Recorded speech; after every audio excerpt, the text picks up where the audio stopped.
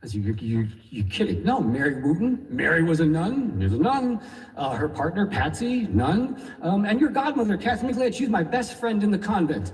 And I was like, what about Jim and Grace O'Malley? Oh, no, they were just pseudo-hippies. They were just very supportive friends, but no, nothing. And the people she's listing are amazing. They're peace activists and anti-nuclear activists. Some of them come out as gay and lesbian. It's like a Justice League for Christ. And these people left the church to do the work of the church, sometimes better than the church itself. And now that pride, that swelling pride is coming back. And I've never been so happy. And so now I'm like, well, why can't priests get married? And she's like, well, that's a very good question. Check out the Church of Judas. Asked that in his resignation letter. To replace all patriarchy, Christianity, war, and Trumpism. He said, yeah, I had to write a letter to the Vatican. I was like, can I see it? I'll show you sometime. No, fat chance. I don't get a chance. I don't see it at all. So, but now going into my teenage years, this pride is like, and this history is like overwhelming. And all the shame and guilt that I got at St. Mary's, it's like running off my back now. I'm like, because this is the real thing. This is what I've got. And so now in high school, when people ask me what my parents do, I was like, yeah, priest and a nun. And and it's fantastic. And I ask stories about what were my parents like? I ask questions of my godmother, and she's like, well, your mother took in homeless people, and the best thing we did was your mother and we wrote a letter to the local bishop demanding that he sell his rings to feed the poor, because that's the work of the Gospels. And so that pride, and that just continued on, and the stories just kept going and going. And then years later, after my mother dies, my father finally shows me the resignation letter. And in it, he says, I'm in love with a nun. We're leaving. We wish we could stay, but we can't. If we do stay, we'll be well taken care of with shelter and food and finance. But now that we are entering secular life, we feel that we'll be taking our true vow of poverty, humility, and service. And that letter is my North Star. It means as much to me, if not more, than any Bible verse.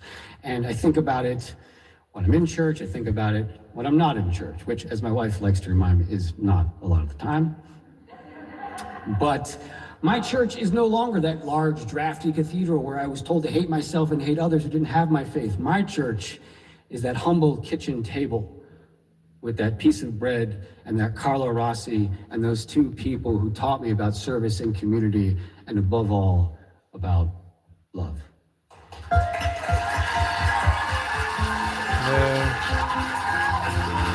Good story.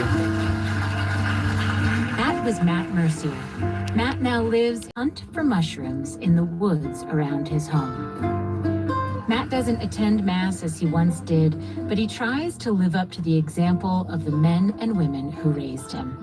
Fun fact, Matt met his wife Claudia at the Catholic Worker in New York, which was founded by Dorothy Day and Peter Morin. The Catholic Worker movement inspired many of the men and women in this story. To see photos of Matt and his mother and father and the Justice League in all of their glory, head to themoth.org.